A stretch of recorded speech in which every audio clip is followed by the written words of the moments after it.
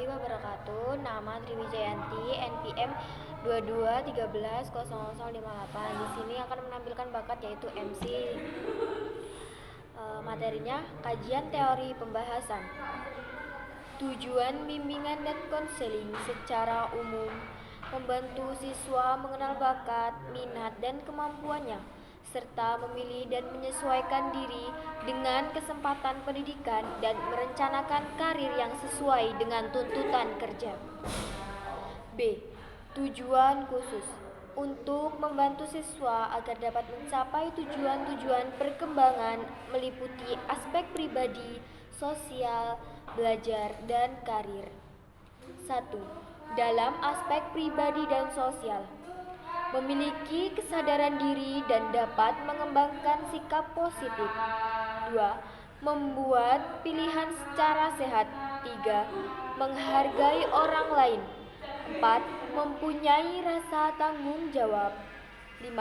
Mengembangkan keterampilan hubungan antar pribadi atau interpersonal. 2. Aspek belajar, dapat melakukan keterampilan atau teknik belajar yang efektif, dapat membantu tujuan dan perencanaan pendidikan. 3. Mampu belajar secara efektif. 4. Memiliki keterampilan dan kemampuan dalam kemampuan menghadapi ujian.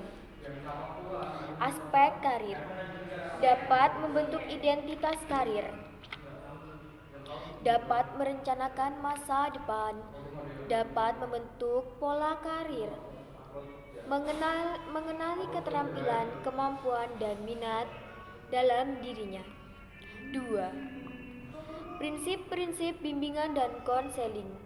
Bimbingan adalah suatu proses membantu individu peserta didik agar mereka dapat membantu dirinya sendiri dalam memecahkan masalah yang dihadapi. 2. Bimbingan hendaknya bertitik tolak atau berfokus pada individu yang dibimbing.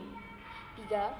Bimbingan diarahkan pada individu peserta didik dan tiap peserta didik memiliki karakteristik tersendiri. Oleh karena itu, pemahaman keragaman dan kemampuan peserta didik yang dibimbing sangat diperlukan dalam pelaksanaan bimbingan dan konseling. 4. Masalah yang tidak dapat diselesaikan oleh tim pembimbing di lingkungan lembaga pendidikan hendaknya diserahkan kepada ahli yang berwenang menyelesaikannya. 5. Kegiatan bimbingan atau konseling dimulai dengan identifikasi kebutuhan yang dirasakan oleh individu yang akan dibimbing. Selanjutnya, bimbingan harus luas dan fleksibel. Selanjutnya, program bimbingan dan konseling di lingkungan lembaga pendidikan harus sesuai dengan program pendidikan pada lembaga yang bersangkutan. Pelaksanaan program bimbingan dan konseling dikelola oleh orang yang memiliki keahlian dalam bimbingan, dapat bekerjasama dan menggunakan sumber-sumber yang relevan di dalam maupun di luar penyelenggaraan pendidikan. Yang terakhir, pelaksanaan program bimbingan dan konseling hendaknya dievaluasi untuk mengetahui hasil dan pelaksanaan program. Asas-asas bimbingan dan konseling. Asas kerahasiaan, yaitu segala yang disampaikan siswa kepada konselor harus dijaga kerahasiaannya. Asas kesukarelaan, yaitu dengan sukarela konselor membantu memecahkan masalah dan sehingga konseling mampu menghilangkan rasa keterpaksaannya kepada konselor. Asas keterbukaan, yaitu konselor ataupun konseli hendaknya harus dapat bersikap terbuka.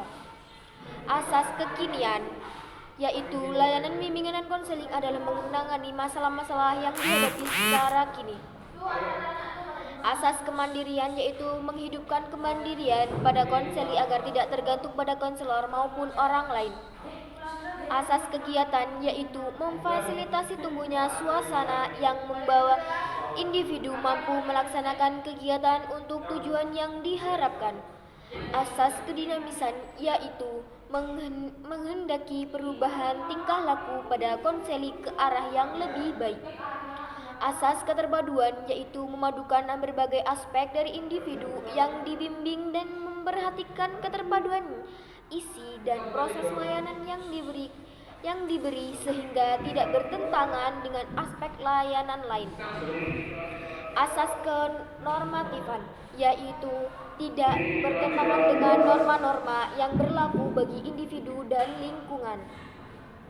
Asas keahlian, yaitu petugas bimbingan dan konseling adalah orang yang ahli dalam penyelenggaraan layanan bimbingan dan konseling.